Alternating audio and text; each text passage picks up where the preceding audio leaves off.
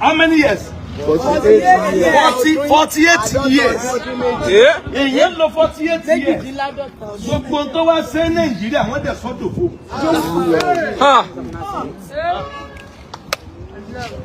Àti padà ó dogun. Bàbá ní wòlíì ẹ ṣáà jẹun wà ní ṣọ́ọ̀ṣì. Màá sì gbé yín o because mo fẹ́ kí àwọn èèyàn ṣàánú yín. Ẹ ń bá wo àwọn bàbá yìí yóò mọ̀ pé kì í sáwọn ẹni tó kàn ti gbé Nàìjíríà. Yóò mọ̀ pé ẹni tó dúró yìí 48 years ní Canada. Kí ló yẹ káyọ̀ wọn mọ̀ sọ báyìí? Ẹ̀dúrà ibi ilẹ̀ ti gbàdúrà. Ọlọ́run tó mú yín débi ọmọ tó wá mú yín ṣe ń bí. Ṣé ẹ gbàgbọ́?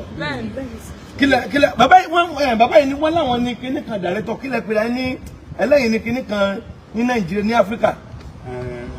Bàbá ìsúnmájú ẹ́. I'm the only professor of heuristic in Africa. The only professor of heuristic education. Heuristic education ní West Africa. Africa. Ní Africa. Àti Asia. Àti Asia. Ẹ̀yin nìkan ni professor of heuristic. Kí ló ń jẹ́ heuristic education? That is accurate perception of reality. Accurate perception of reality. Of reality. Yes. Ẹ̀yin náà lè mọ̀. Ìyé mi náà. Ta ni ló fẹ́ ìsìn wọn? Ẹnu ọwọ́ méjèèjì. Ọbẹ̀ pray. Ìkórìíra tẹ́ ẹ dé àdúrà ló gbà. Ẹ lajú tẹ́ ẹ bá béèrè ẹni sí bàbá yìí ò bímọ ni.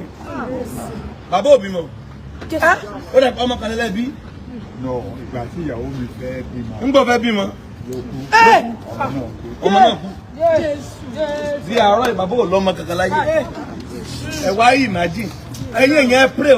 Mo nílẹ̀ kan obìnrin kan ṣe báyìí. Mo ní ọ̀gá lọ pray. You pray here. You don't do like this. Má tọwọ́ sí yẹn.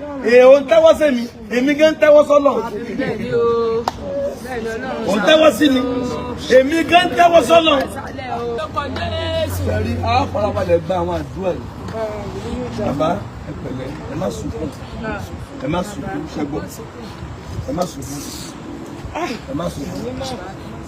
Ẹ ní láti sunkún. Ẹ má sunkún. Ṣẹ́gbọ́n. Ẹ má sunkún. Ẹ má sunkún. Kí ló kú yín kú báyìí? Kí ló kú yín kú báyìí? Ẹ jẹ́ kó sọ̀rọ̀ wọn. 80 million wọ́n gbà mí. Wọ́n gba yín ní 80 million. Bẹ́ẹ̀ ṣe dé Nàìjíríà. Wọ́n gba yín ní Mọ́kọ́lá. Ọmọ Nàìjíríà gba yín ní 80 million naira. Kí iṣẹ́ báwọn dòwò pọ̀ ń jẹ́ fún ọ lówó ni. Ìwé tí mo gbé wá yìí. Ìwé tẹ́ ẹ gbé fún wọn. Kọ́ bá yín publish ẹ̀. Bẹ́ẹ̀ni, lọ́gbọ̀ àti àmẹ́jì fẹ́rẹ̀. Lọ́gbọ̀ àti àmẹ́jì fẹ́rẹ̀.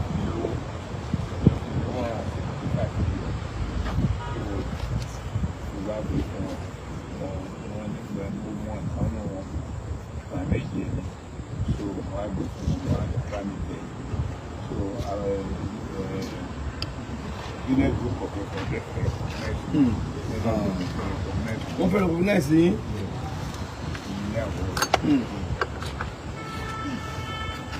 Bẹ̀rẹ̀ tó wá gba yín. Ẹ lè trace àwọn tó gba yín dàrọ̀ yìí. Ọ́fíìsì wọn ti sá lọ. Wọ́n sá lọ lọ́fíìsì wọn. Ọ́fíìsì tó gbéṣẹ́ yẹn bá wọn. Wọ́n sá lọ ńbẹ̀. Bàbá kí ló kú yín kú báyìí? Kò sí nǹkan kan. Àti jẹ́ ẹnìkan ló ra oúnjẹ fún mi lánàá. Ẹnìkan ló ra oúnjẹ fún yín lánàá? Láàárọ̀ yìí. Láàárọ̀ yìí? Bẹ́ẹ̀ni. Ṣé ń bí náà? Bẹ́ẹ̀ni. Ta ló ní ẹran? Bàbá tó ṣe ìrọ̀lúwà láàárọ̀. Dádì pàtà ṣe prayer fún wa láàárọ̀. Dádì pàtà ṣe prayer fún wa láàárọ̀. Ẹ̀yin ránjẹ fún wọn. Ẹ ṣe dùgbà. Àwọn náà ránjẹ fún yín láàárọ̀. Láti jẹrin ní kí jẹun. Láti jẹrin ẹ̀ jẹun. Ẹ bá fún bàbá yìí change. Ẹ bá fún un ní. Ẹ bá ní fóònù, ẹ bá ní London, ẹ bá ní 500, ẹ bá fún un. Ẹ bá fún un. Ó ní náà fún àgbà. Àbẹ́ ìgbà. Wọ́n ti fún un. Àgbáyé máa dá lẹ́sà. Ẹni kú lójijì. Bàbá ẹ̀mí yá gùn. Ṣé ìjẹta kọ́ ni bàbá wọ inú chọ́ọ̀chì wa? Wednesday. Wednesday. Wednesday ni ẹ̀mí wà ní program ìrúpọ̀ bá a ṣe parí program mo ti lọ káàmù mo tún lọ ṣe nǹkan mi. So wọ́n ní wọ́n wà ní church ní Wednesday yẹn wọ́n náà fẹ́ rí mi àbí bàbá wọ́n lè fẹ́ rí mi. Wọ́n lè ṣe lẹ́fẹ́ rí mi àwọn ẹni ààrẹ dúró dádì ẹ̀rí dádì tí ẹ tiẹ̀ tún jágbàlagbà ẹ̀rí wọn. So ṣẹmọ oṣù àdì alẹ́ àná oṣù àdì ìrọ̀lẹ́ àná bọ̀dá tó kọrin dà olórin wa dà olórin àgbáyé bọ̀dá yìí la gbé àbí àti ròdà bọ̀dá yìí ni a gbé lánàá àwọn ní project mi lánàá mo fẹ́ káwọn èèyàn mọ̀ wọ́n ọjà gbọ́dọ̀ láyé tán kọrin lọ́wọ́ ó wá kọrin kan bàbá dábàdá mi mọ́ bàbá orí mi o ìwọ ló dá mi má fi mí fún yà jẹ. Náà sọ lánàá pé ìwọ lórí mi má fi ọjà kọrin yẹn ibi náà láti ń ṣe live ibi tí mo jókòó sí náà ni wọ́n dẹ̀ every ìrọ̀lẹ́ àtàárọ̀ wọ́n dẹ̀ máa ń gbàdúrà lórí òkè every ìrọ̀lẹ́ àti àárọ̀ ní church Agbala Gabriel prayer city tó wà ní Ẹgbẹ́dá bóyá wọn náà mọ̀ bẹ̀ Agbala Gabriel prayer city ní Ẹgbẹ́dá nìbàdàn ó bá ti dé wòrò sọ pé òun l'Agbala Gabriel prayer city wọ́n máa ń gbàdúrà ní àárọ̀ àtàlẹ́ àdúrà yẹn dẹ̀ ń gbà pàṣẹ àti tán mi ì tí ì rí bàbá yìí ní nǹkan bí ọ̀sán tí mo dé tí bàbá kí lè wá ṣe omi làwọn wá rí mo ti jókòó tí wọ́n nírọ̀lẹ́ ara mi ò balẹ̀ mo lẹ ti wá wọ́n ní Canada kí ló dé wọ́n ṣàlàyé so mi ì farabalẹ̀ gbọ́ ó dà máa rí tílẹ̀ bá ṣù torí àwọn arrange church ní one time yẹn àbí ó ti wá bá ṣe parí ilé ìbọ̀dá ìta wá lọ orí òkè ìta ló ń pray ibẹ̀ láti gé fídíò tí ó gbọ́ viral ní alẹ́ àná àwọn ọmọ mi náà ti ẹ̀ gé dádì ẹja post ibi tẹ́ ẹ gé yìí mo ní kí ló dé àwọn ẹ̀ṣà ní dádì ẹja gé bàbá yìí àmọ́ bóyá àánú bóyá nìkan ó dẹ́ gé torí mi ò ń gé fídíò ẹ bá wo àwọn videos wa I don't cut videos mi ì máa ń ṣe inú bí program yẹn láti bèrè pé bàbá ibo lẹ ti wá now gbogbo yín lẹ ti wù mí ní láti sọ ọ̀pọ̀ rẹ̀ ní tí mo kàn fẹ́ sọ fún bàbá yìí ni pé bàbá mo fi Jésù gbẹ̀yìn ẹ wo ìjọbalẹ̀ mi rè mo fi Kristi gbẹ̀yìn anything tó bá ti jẹ́ òótọ́ ní kẹ́ ẹ sọ fáwọn èèyàn ṣe mọ̀ intẹ́ kan sọ bèbè kan sọ lára pé bàbá yìí gbé 48 years rárá wọn ní àwọn ọlọ́mọ ṣe mọ̀ we were just praying kì í ṣe pé bóyá mo gbé wọn láì bí it was prayer ẹ lọ wo fídíò tá a ṣe nírọ̀lẹ́ it was prayer sọ̀sìpẹ̀lá pé kí n pè wọn káwọn yẹn pray fún wọn bàtà wọn láwọn ò tí ì jẹun ló mú kí gbogbo yẹn máa sunkún bàtà láwọn ò tí ì jẹun láti jẹrin dẹ wọn lé ìyàwó àwọn kú ọmọ àwọn náà kú òun ló fa tí ọmọ ìgan ní sunkún máa bọ̀ kàn ọmọ kékeré tó ń sunkún lánàá yẹn rèé ọmọ yìí ló jẹ́ kí ẹkún yẹn ràn gan òun sunkún pé ẹwúrú ọmọ ẹ̀kọ́ máa máa sunkún máa lọ ọmọ yìí ló ń sunkún lánàá ṣé wàá ké ọ̀dà ṣẹmọ àwọn mi ò tí wàá mà lọ́mọ lọ gé fídíò lọ́ba fóòsì fídíò lọ́ba di pé fídíò bá gbiná sórí afẹ́fẹ́ ó mà ti lọ gẹ lẹ́nu àná ìbá 500,000 views ló ti ní so kálẹ̀ tó fi Facebook jẹun ni màá ti gbowó gidi lórí Facebook mi gbowó Facebook rí mi gbowó YouTube rí mi má ṣe mo ní ká ẹ̀kọ́ mi ẹ̀kọ́ mi bá ṣe ń gbowó TikTok gbowó YouTube dàárọ̀ yìí mi ìgbà kọ́ bọ̀ rí Ọlọ́run alàyè ń gbọ́ mi gbọ́ wà náírà rí lórí TikTok gbogbo kíní ẹ̀ mi mọ̀ sí bẹ́ẹ̀ Ọlọ́run ń ṣàánú mi bàbá mo fẹ́ bẹ̀ yín èrò tó ń wò yín lórí afẹ́fẹ́ báyìí wọ́n ṣe é kà pé àwọn tó ń wò yín wọ́n ṣe é kà báyìí bàbá ibo ònìrín yín ṣe jẹ́ ẹlẹ́ẹ̀ló 48 years nìkan ọ̀rọ̀ àná yìí sì ni o because àwọn yẹn ti pè lánàá dádì àwọn fẹ́ ràn bàbá yẹn lọ́wọ́ but àwọn fẹ́ mọ kí ló ń ṣẹlẹ̀ àwọn fẹ́ mọ what is happening ay Bíbélì ní ká wádìí ohun gbogbo dájú ká sì fi ìdí ìtàn mọ́lẹ̀ mi ì gbé wọn láìfù lánàá fún ìrànlọ́wọ́ o àbí sáà gbé wọn láìfù ní mi ì gbé wọn fún ìrànlọ́wọ́ o à ń ṣe prayer ni a pè wọn jáde nínú prayer it was just prayer ṣe mọ ọ̀rọ̀ dẹ̀ jáde èmi ò tí gbé kódà tí mo gbé wọn jáde láàárọ̀ yìí gbé wọn jáde fún ẹ̀pù o ẹ̀ ń bá wá lẹ́pù tó fẹ́ ṣe fún wọn mi ò ìfàkáǹtì orí kí ni òjò o mi ì gbé wọn jáde fún ẹ̀pù o bẹ̀yìn tán sọ́nù prayer lánàá tó ti go viral lọ́kàn clear ara wọn báwo ló ṣe jẹ́ imbo lẹ́sẹ̀ 48 years because wọ́n ní kí n search orúkọ àwọn lórí Google mo dẹ̀ search ẹ̀ orúkọ tó dẹ̀ pè fún mi was kí lè orúkọ yẹn náà ta ló ń wo kíní yẹn. Professor Amos Ìṣọ̀lá Awódíyà. Professor Amos Ìṣọ̀lá Awódíyà nígbà mo dẹ̀ search orúkọ yẹn ó gbé wá ní Google fún mi nífò yẹn mo search orúkọ wọn ní Google ó dẹ̀ gbé wá. Who is Professor Ìṣọ̀lá Awódíyà? Ore wá wo nǹkan wá wo ohun tó gbé wá. Ohun tó gbé wá rè o. Professor Amos Ìṣọ̀lá Awódíyà Ṣògbé is the first and only professor of heuristic education in Africa. Mo rò pé àwọn èèyàn rí i. Professor Abiba akílẹ̀ porúkọ yín. Amos Ìṣọ̀lá Awódíyà. Sir? Amos Ìṣọ̀lá Awódíyà. Professor Amos Ìṣọ̀lá Awódíyà. Ngbà mo start bàbá ní ó dẹ̀ pé lánàá ẹni kí n start orúkọ yẹn. Níbo? Ní Google. Ẹni start níbo? Ní Google. Yes. Google on wa lele. He is the first and only professor of heuristic education in Africa. The erudite scholar who is a septuagenarian shares his life story with Danjuma Joseph. When and where were you born? One day I am Amos Mabayomija Ìṣọ̀lá Awódíyà. I was born in Ilesha in the then old western region. So one now kọ̀wé wọ́n ní kódà news gbé ẹ wo kíní yẹn nípa wọn. Ọ̀rọ̀ pọ̀ nípa wọn ẹ lọ search wọn ní Google. Ibi tí mo ti kọ́kọ́ gba ọ̀rọ̀ wọn gbọ́ nìyẹn pé wọ́n láwọn popular gan.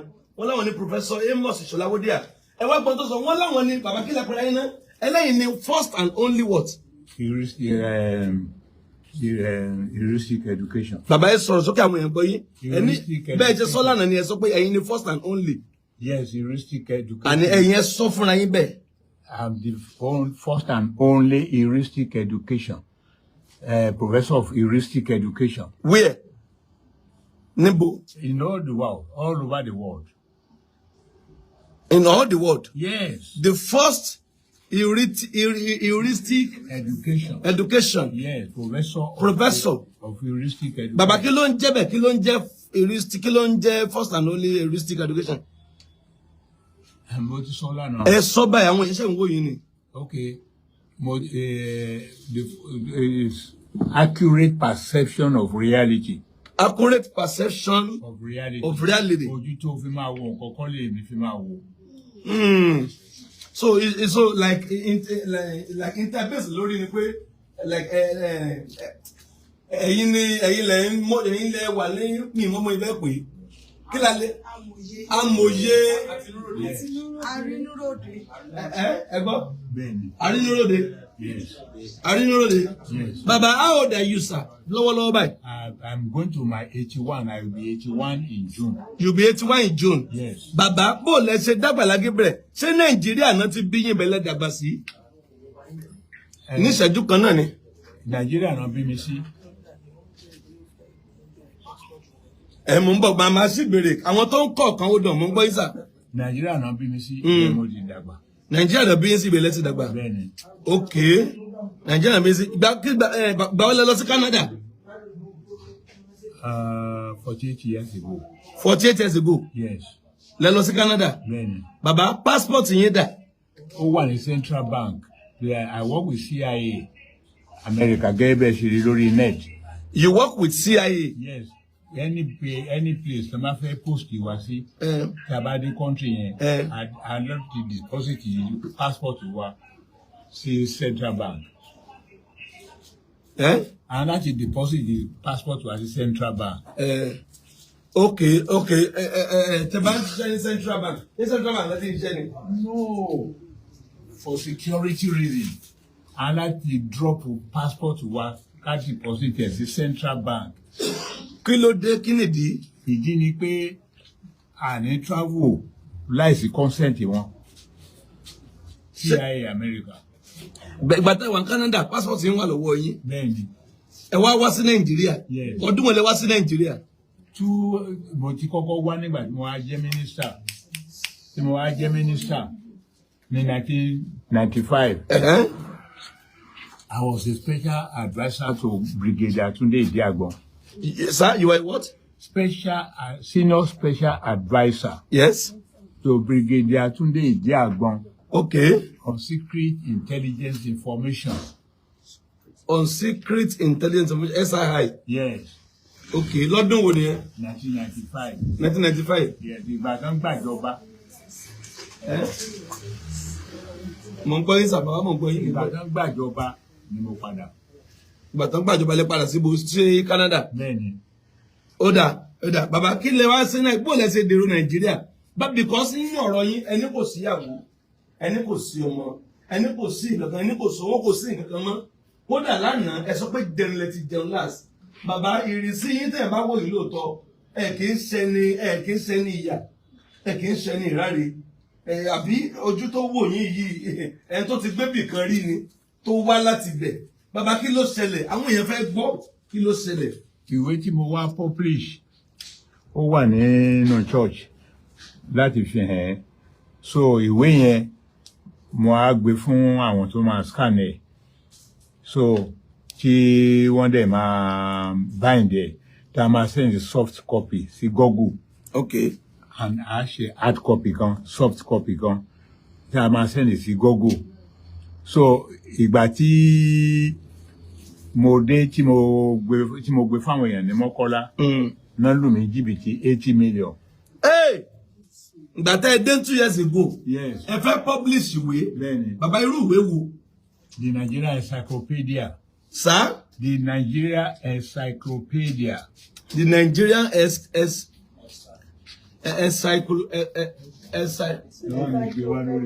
Bàbá wọn gbé ìwé tán sọ wá. The Nigerian encyclopedia. Ilẹ̀ fẹ́ publish. Yes. Bàbá why ìtẹ́ fẹ́ publish ìwé yẹn? Nigeria was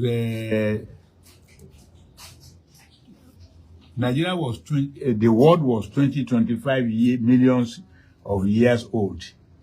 The world was 25 millions of years old. So Nigeria, out of Nigeria, I research about Nigeria, I research about the existence of Nigeria, the problems and progress of Nigeria. So mo fẹ́ publish here from libraries in universities all over the world. So wọ́n dẹ̀ ti ṣe market survey, wọ́n gba copy kọ̀ọ̀kan, 10 copies, all the universities all over the world. So ẹ wá publish ẹ. Bẹ́ẹ̀ni. Tẹ́ bá publish ẹ kí ló máa ṣẹlẹ̀? Ẹ máa tà. Mo máa tà. Okay, òun lẹ́gbẹ́ wá sí Nàìjíríà. Bẹ́ẹ̀ni. Ẹ wá ẹ ṣe okay ṣe òun lélẹ̀. Ẹ jẹun wo. Okay. Bàbá lélẹ̀ yìí o. Àbí? Bẹ́ẹ̀ni. Bàbá lélẹ̀ yìí o. Okay. Praise for the Nigeria. And encyclopedia by Prof. Amos M.A.B. Mabayomeje Ishola Awodia J.P. Yes. Baba ẹ ti lọ Jerusalem 4 times. 4 times.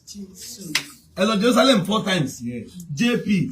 Now ẹ jẹ́ ká bí Professor Awodia has written a remarkable encyclopedia about the human condition, so elegantly written so understanding of our embedded concerns, so useful for our national and personal lives.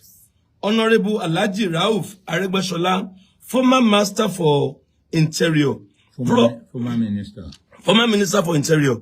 Prophet Awodia is a Nigerian Socrates. Is a Nigerian Socrates, opening your mind to the permanent. Okay,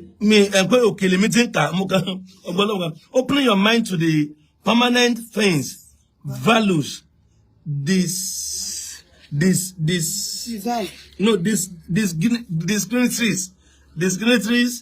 and this Mr. Amos Olatunde Ojo, former clerk of the NAS, the ethical basis of human relations in this encyclopedia defines a way of life, not just a methodology for succeeding of politics. Harry Port, Orlando, Florida, USA. Now, Baba Lele, bye. Now, Iwaju Lele, the Nigerian encyclopedia. Iwaju Lele. Babani, on my 80th birthday, I am the one and only all over the world who conducted pioneering research and as handwritten a 2,000-page encyclopedia within 9 months. Okay, Baba, any King Bobele by? Ìwé yẹn náà ni. Ṣé ìwé tẹ́ sọ ni? Yes. Kí ni gbogbo ìwé lè dálé báyìí? Kí ló dálé lórí? Knowledge ni. Knowledge ni. Yes. Baba, bẹ́ẹ̀ ṣe ń bá mi sọ ẹlẹ́yìn lẹ fọwọ́ kọ ilé. Bẹ́ẹ̀ni. Irọ́ ni. Ẹ dúró bàbá. Ẹ dúró. Ẹ̀yin lẹ fọwọ́ kọ ilé ìfúnra yín. Ọwọ́ láti back page. Bẹ́ẹ̀ ń gbé sọ́dọ̀ láti front page. Láti front page yìí. Yes, láti. Ẹ̀yin lẹ kọ gbogbo ilé ìfúnra yín báyìí. Yes. Fúnra yín bàbá kì í ṣe pọ́ lọ print ẹ̀. No. Wọ́n print ìwé ilé. Wọ́n type ẹ̀. Wọ́n type ẹ̀. Ọwọ́ mo fi kọ́. Ẹ bá mú báyìí rò wá. Bàbá yín lẹ kọ ilé. Èmi ni mo kọ́. Gbogbo ilé yìí. Yes. Ẹ̀yin lẹ kọ gbogbo ilé. Yes. Ẹ̀yin lẹ kọ ilé. Yes. Baba ni Monday's child is fear of faith. Tuesday's child is full of grace. Wednesday's child is beyond reproach. Thursday's child has a good sense of approach. Friday's child is loving and giving. Saturday's child is focused and steady. Sunday's child is full of supreme happiness, godliness, and contentment. Ìwé ọgbọ́n ni lóòótọ́ o. Ẹ̀mí àwọn wòlíì. Baba, ẹ̀yin lẹ fọ ilé kọ like kì í ṣe pọ́n print ẹ̀. Ẹ̀yin lẹ kọ gbogbo ilé fúnra yín. Èmi mo kọ́. Ẹ kọ gbogbo ilé fúnra yín báyìí. Yes. Eléyìí tí mo tún kọ ni. Ẹbí ẹ̀ gbogbo àwọn yẹn.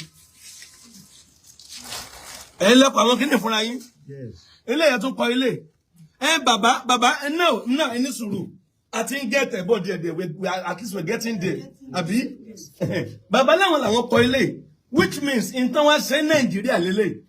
Baba ele wá publish ẹ̀. Ṣé lè wá publish àbáwọn ilé? Eléyìí ni mo wá publish. Eléyìí lè wá publish. Bẹ́ẹ̀ni. Okay, ẹ máa gbọ́ sà. Lẹ́yìn ìgbà táyìn kọ tán, ẹ wá publish ẹ̀ kó lè pọ̀. Ṣé yóò rí báyìí ni? Bẹ́ẹ̀ni. Yóò rí báyìí lẹ́yìn ọ̀kọ̀ọ̀kan. Bẹ́ẹ̀ni, ṣe eléyìí tí mo tún kọ ni. Okay, ẹja wele náà. Eléyìí tí mo tún kọ ni.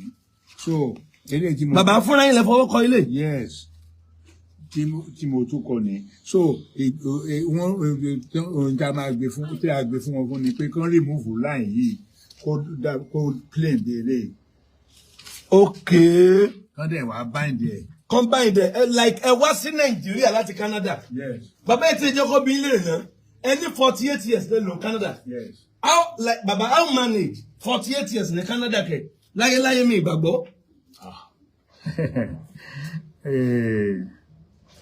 48 years mo lò Canada. Bàbá kí ni proof kí lẹ fi convince wa the 48 years lè lò Canada. Convince us how? Like how can we know 48 years in Canada? Like kìí sọdún méjì o 48.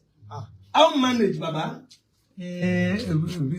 You know, I told you that I'm the international president of Nigerian Diaspora. You are the international president of Nigerian Diaspora. Nínú kíni? Nigeria, àwọn ọmọ Nigeria tó wà ní diaspora. Tó wà ní diaspora. I'm the international president. Ìlú wo lẹ́yìn wà tẹ́ fi jẹ́ president wọn? Mo wà ní Canada. Àwọn ẹ̀dá mọ̀ yín. Tẹ́mbà mọ̀ mi ṣe bí tẹ́mbà mọ̀ mi. Ó dà bàbá. Àwọn ọmọ mélòó lẹ bí? Mo sọ fún ẹ lánàá mi ò bímọ. Bàbá àwọn èèyàn ló ń gbọ́ yín báyìí. Wọ́n ṣe ń gbọ́ yín báyìí ní má bínú sá. Mi ò bímọ. Ẹ bímọ. Ìyàwó ńkọ́? Mi ò níyàwó. Bẹ̀t ẹ níyàwó rí? Bẹ́ẹ̀ni. Ó bímọ? Kò bímọ. Ó kú nígbà tó fẹ́ bímọ, ọmọ náà kú. ó kú ńgbà tó mi òun náà kú. Yes. Bàbá bẹ́ẹ̀ ṣe wà ẹ̀ lọ́mọ kankan láyé. Láyé.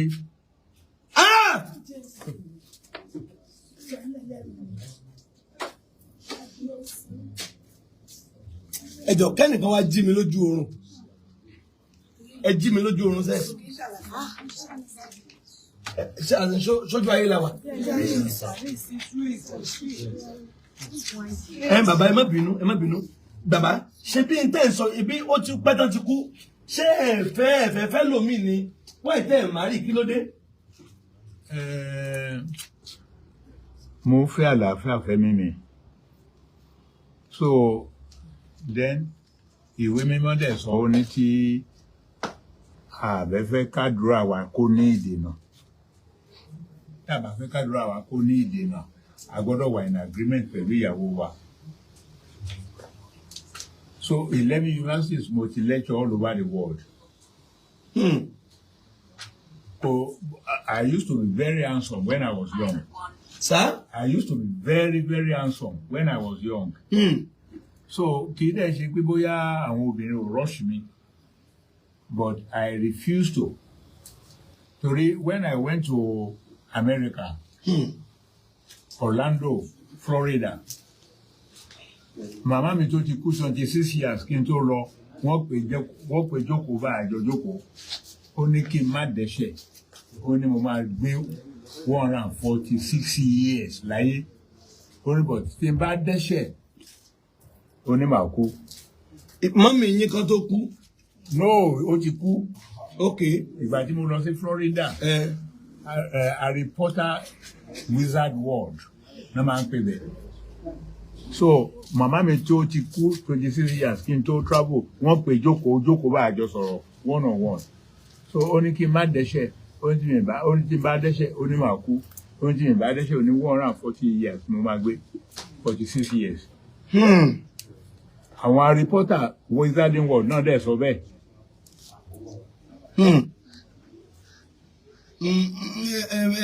So Baba, how manage 48 years at both side on marriage? How manage 48 years in Canada? Kí lẹ wá àbí 48 years at least ó yẹ kẹ́ ti di citizen. Bẹ́ẹ̀ni. Okay, ẹ ti di. Yes. Kí wá lẹ́yìn ṣe Nàìjíríà?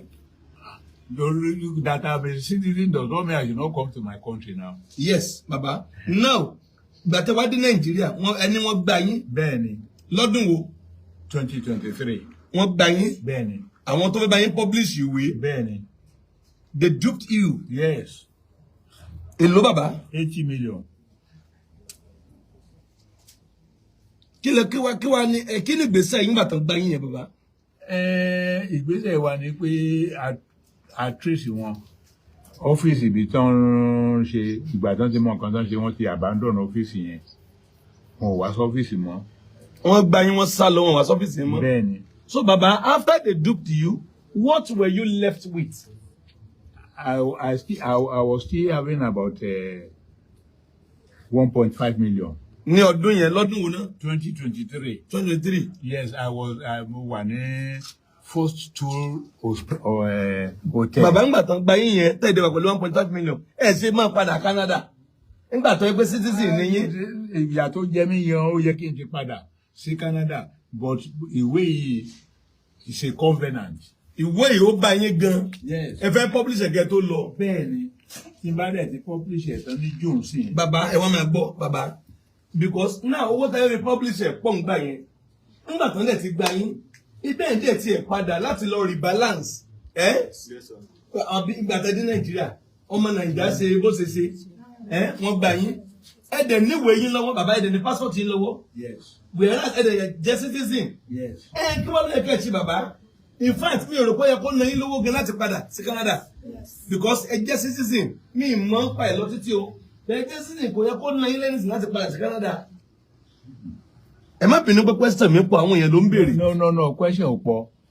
Unnecessary because wọ́n sọ fún mi ẹni tó introduce bí ṣe sọ fún mi pé ẹ máa béèrè gbogbo question yẹn.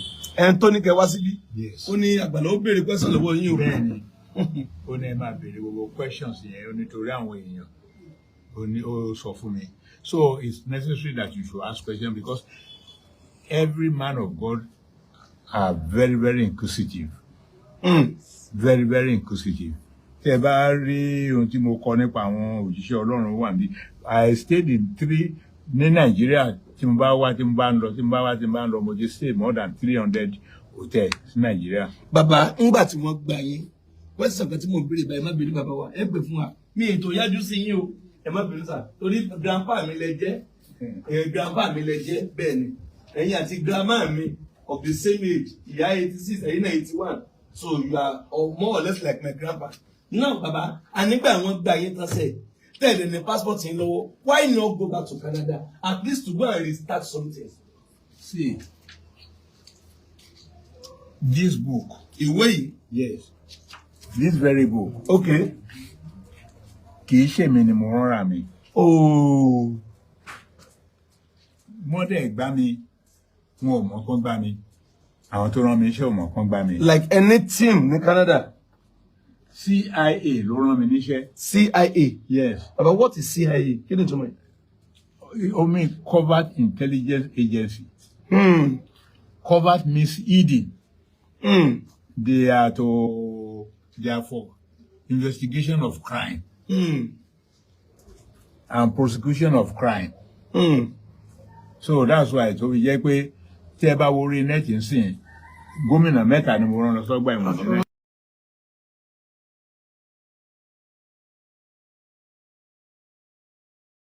And prosecution of crime. Okay. So àwọn ló rán mi iṣẹ́ pending the time tí Nigeria fi máa yí politically. Okay, bàbá, ṣé ìdí nìyẹn tẹ́ fi padà sí Canada ń gbà yín? Bẹ́ẹ̀ ni. Bàbá, ẹ mọ passport yín wà báyìí.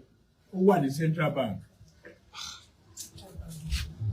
Mo fẹ́, okay, bàbá, ṣé ilé gbẹ padà? Àwọn tí bá fẹ́ lọ, máa gbà. Tẹ́ bá gbà ń sìn, ṣé padà sí Canada? Tí mi ò bá launch ìwé mi ò lè padà. Okay, gbọ́dọ̀ launch ìwé yìí. Bẹ́ẹ̀ ni. Ẹ launch ẹ̀ pé kẹ́ lè rówó. No, kì í ṣe kí n lè rówó. Okay. Kí objective wa kó lè wà fulfilled. Okay. Tí mo fi wá sílẹ̀. Tẹ́ fi wá, ẹ gbọ́dọ̀ launch ẹ̀. Bẹ́ẹ̀ ni. So kí n lè fulfill the promise wa lérí mo fẹ́ publish ìwé. Ẹ fẹ́ publish ìwé yìí. Yes. Ẹ publish tó máa pọ̀. 103,000. Lẹ fẹ́ ṣe kíní sí? Yes. A máa tẹ ìwé ilé. Ìwé ọgbọ́n ni mo ti ka kíní ẹ̀. Àwọn ìwé ọgbọ́n ni ọgbọ́n wà níbẹ̀. Date ìwé ńlá ni. So bàbá, now interference in my ẹ fẹ́ publish kíní. Ẹ fẹ́ publish ẹ̀. Ẹ bá publish ẹ̀ kẹ́ launch ẹ̀. Ẹ bá launch ẹ̀, ẹ lè gba passport yín tẹ́ mi padà lọ Canada. Mi ò kẹ́rù wá, mi ò gbé mọ́tò mi wá. Gbogbo aṣọ tí mo wọ̀ ṣe náà fún mi, wọ́n donate ẹ̀ fún mi ni. Níbo náà ti fún yín? Ní Nàìjíríà. Àwọn tó ṣàánú mi, àwọn ló fún mi láwọn aṣọ tí mo wọ̀. So bàbá báyìí, ẹ fẹ́ publish ìwé yìí. Yes. Kẹ́ ẹ dẹ̀ launch ẹ̀. Bẹ́ẹ̀ni. Tẹ́ bá ti launch ẹ̀ tán, ẹ tà. Bẹ́ẹ̀ni. Ẹ tà Nàìjíríà bí náà. Bẹ́ẹ̀ni, àwọn àdèmá a máa go round the stage. Ẹ máa go round the state. Yes, anybody tó bá attempt 5 questions out of 500 questions tó wà nínú ìwé tó bá gba mẹ́ta correct á gba 100,000. Ṣẹ́yìn tẹ̀ tí lọ́ọ̀jì kan lè ta lọ́fẹ́ fún ọ lówó. Ṣẹ́yìn lẹ́fẹ́ fún ọ 100,000 ni. Ṣèbí ìgbà tá a bá launch ẹ̀ wọ́n máa ra. Okay. Ẹ̀yin ṣé mi rò pé ọ̀rọ̀ bàbá ti ń yí wọ báyìí? One, mo fẹ́ publish like kan sọ kíní ìdí púpọ̀ àbí? Ẹ fẹ́ sọ di púpọ̀ ká publish ẹ̀. Tẹ́ bá publish kíní sí 1,000 bàbá. Bí èlò ló máa láti publish ẹ̀ báyìí? Bí èlò máa cost láti publish ẹ̀? Kì í ṣe estimate yẹn la ṣe. Láti publish ẹ̀, a gbọ́dọ̀ ṣe one soft copy and one hard copy like this. Soft copy yẹn mi kó wà nù disc. Then ká ṣe ẹyọ kan bí eléyìí ká gùn lọ sí Google àti Amazing. Wọ́n á fún mi ní 75 million. To read the first. Ẹ gbé lọ sí Google. Yes. Ẹ gbé lọ sí Amazing. Yes. Èmi ò mọ̀ nípa yẹn, wọ́n á fún yín lówó. Bẹ́ẹ̀ni. Okay. Bàbá kí lẹ nílò látọ̀dọ̀ àwọn èèyàn báyìí, kí lẹ need?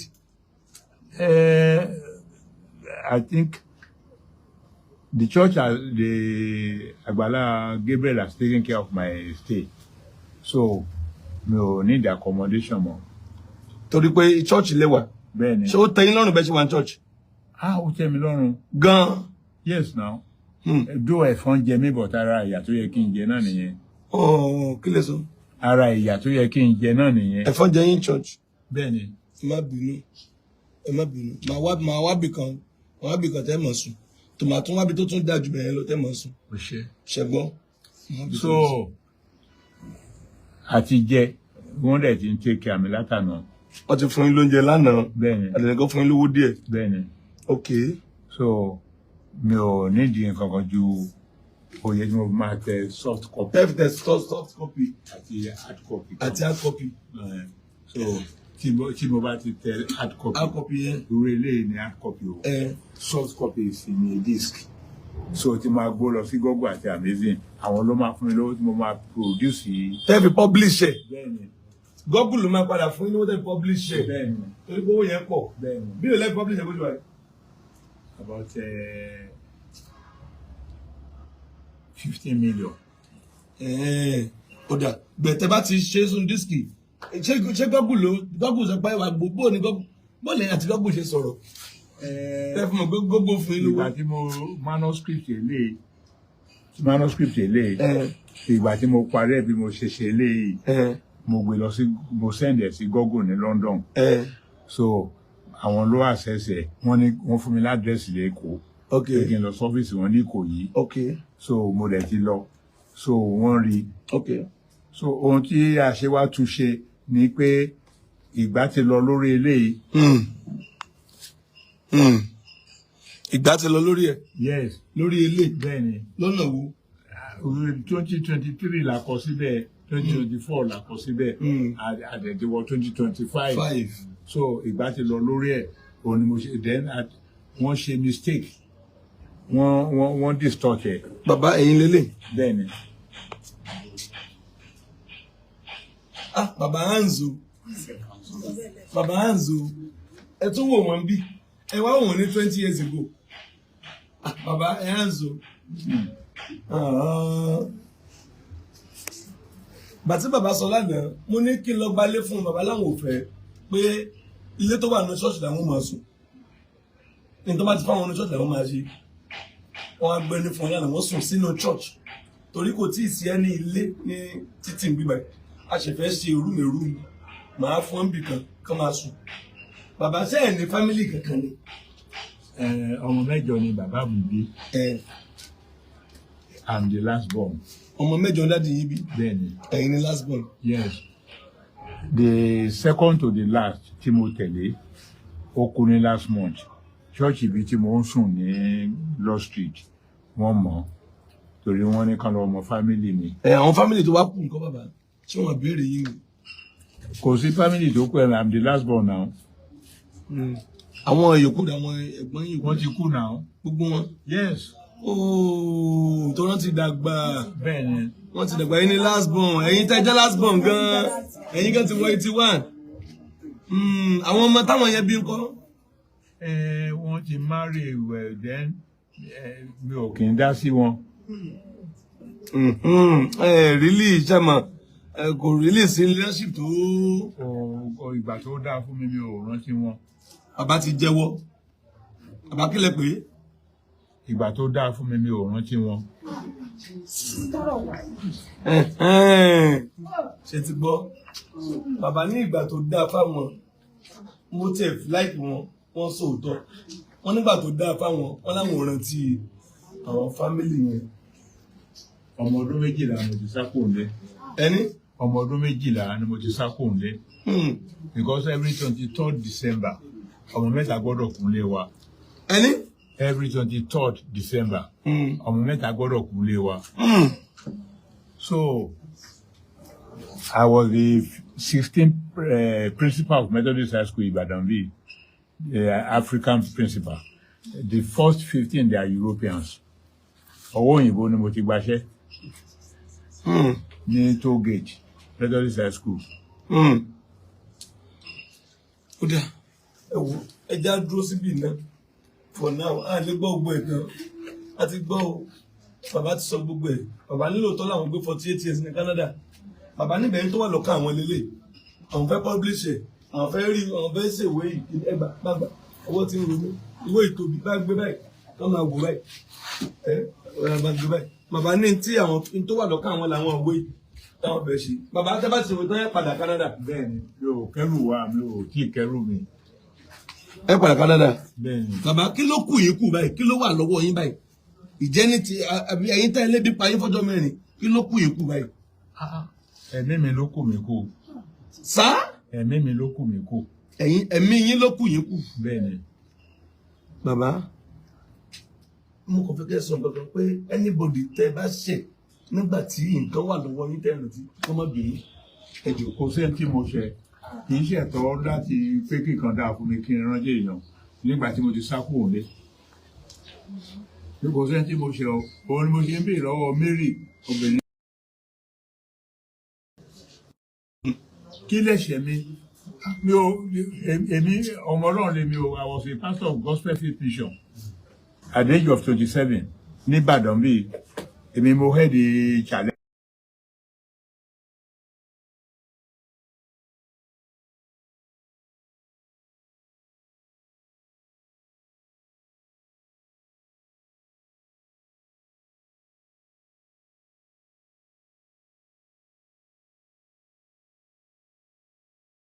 Mọ̀ pé there are categories of sins ẹ̀ṣẹ̀ wà tí o ẹ̀ṣẹ̀ téèyàn bá dá sírú ẹ̀ yìí tí ò lẹ́ ìdáríjì ẹ̀ṣẹ̀ sẹ́mi mọ́ nìyẹn ẹ̀ṣẹ̀ sẹ́mi mọ́ nìyẹn ẹ̀ṣẹ̀ méjì tó kù téèyàn bá go idolatry tó bá ń sin òrìṣà tó bá ń sin owó tó ń ṣe oògùn owó tó ń ṣe ẹ̀ṣẹ̀ kan nìyẹn ohun tó máa mí ni pé àárín òun pẹ̀lú Ọlọ́run ò ní gún régé. Then ẹ̀ṣẹ̀ irọ́ èké gossiping backbiting ẹ̀ṣẹ̀ kan nìyẹn àárín Ọlọ́run ò ní gún régé tó bá tọrọ ìdáríjì Ọlọ́run á dáríjì but àwọn ẹ̀ṣẹ̀ tí ò ní dáríjì méjì ni ẹ̀ṣẹ̀ téèyàn bá ṣẹ̀ sí ẹ̀mí mímọ́ kò ní dáríjì mo dẹ̀ ti sọ kí ni obìnrin kan lórí òkè kan ní Ìbàdàn bíi ní Bàràká obìnrin kan ó ṣẹ̀ òjíṣẹ́ Ọlọ́run àjọ wà lórí òkè yẹn ni so ìgbà tí òjíṣẹ́ Ọlọ́run tó wà mí ní kí wọ́n á gbàdúrà fún mo ní mi ò lè gbàdúrà fún kíkú ni ó kú ní last year April sórí àìsàn yẹn ó dẹ̀ máa jẹ ìyàkú ni ẹni bá ti ṣẹ̀ṣẹ̀ mi mímọ́. ẹni bá ṣẹ̀ṣẹ̀ mi mímọ́. yes ó máa jẹ ìyàkú ni. Bíbélì wípé ẹ̀ṣẹ̀ mímọ́ ò ní ìdáríjì. kò ní ìdáríjì John chapter 1 verses 17, 15, 16, 17. John chapter 1, 15, 16, 17. Yes.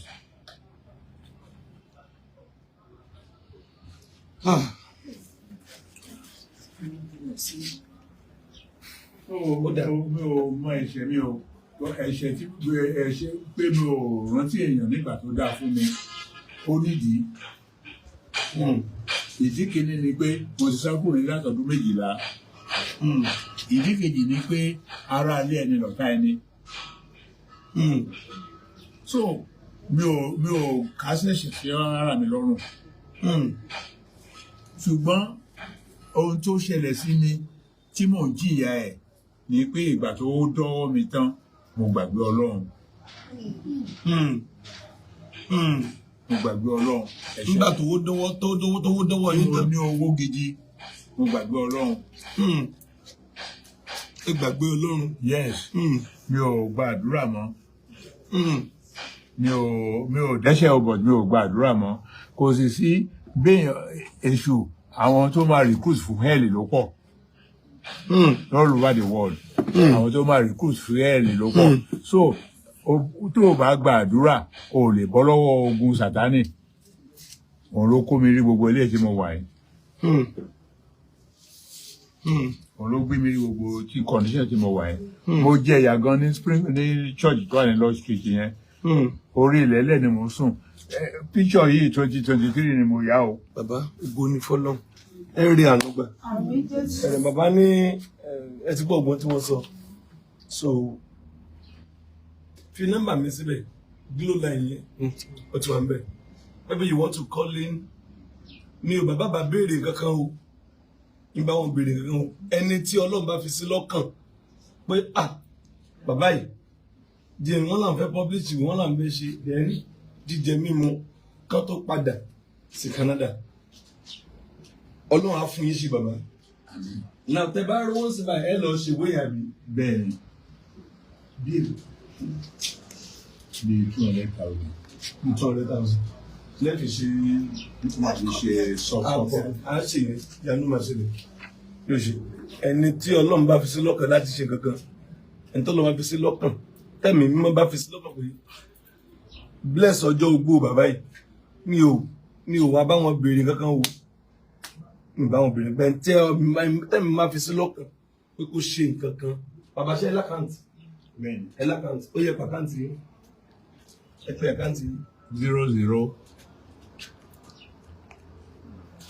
Ó yá. 11 no 00 46 80 14. Bàbá àkántì tẹ́ pé ò pé. Ó pé. Ẹ tún pé wíyá. 00 46 46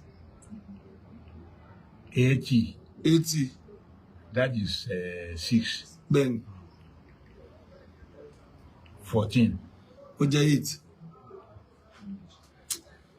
Bàbá yẹn àkántì yín lórí.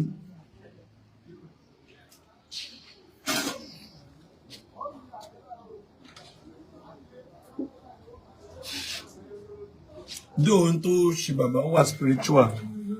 Then I'm parting pray fún látàná.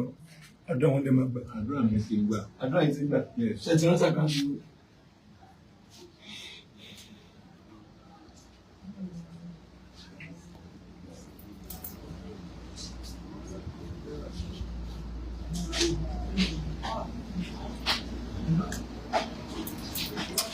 Ìyanu ma olùkùsà rí o ẹ̀ka amen ló wà mẹ́rin kì í ṣàkàndó. Nọ́mbà wà lórí afẹ́fẹ́ ẹ̀fẹ́ pè ẹ̀fẹ́ ṣe kọ́kọ́ sí wọn ẹni tí Ọlọ́run bá fi sí lọ́kàn ẹni tí Ọlọ́run bá fi sí lọ́kàn lórúkọ Jésù àmàrí ànúgbà tí Ọlọ́run bá darí wa láti ṣe ohunkóhun ẹ pè nọ́mbà tó wà mẹ́rin 07054900751. Bàbá ibi ìgbà wọlé máa padà sí Canada. June ni mo fẹ́ lọ́ǹchì ìwé. June lè fẹ́ lọ́ǹchì ìwé. Bẹ́ẹ̀ni. Ẹ wá padà sí Canada báwo? July. Agbára Ọlọ́run yóò ṣe ṣe. Yóò ṣe ṣe. Ohun tí bàbá fẹ́ ṣe ń sìn ni pé wọ́n fẹ́ lọ́ǹchì ìwé wọn. Wọ́n publish ẹ̀. Dè wọ́n máa lọ sí Canada. Wọ́n láwọn ní passport àwọn. Wọ́n ló wà ní Central Bank. Pé torí security purpose náà ló ṣe wà ń bẹ̀. Bàbá ẹ̀rọ àánú bá o. Ọjọ́ yẹn adalẹ̀ o. Ẹ̀ṣẹ̀ bàbá ẹ kí àwọn èèyàn. Mo dúpẹ́ lọ́wọ́ yín o. Ọlọ́run á tọ́jú yín. Ìbànújẹ́ ò ní bá yín o. Àwọn ọmọ yín ò ní da láìní ìyá láìní bàbá o. Àwọn ọmọ ẹ̀ ní fọwọ́ sí kọ ọmọ o. Ẹ̀ ní dàgbà ìyá. Ẹ̀ ní darúgbó ìṣẹ́ o. Ìbànújẹ́ ò ní bá yín o. Ẹ̀ ní fàìsàn lò.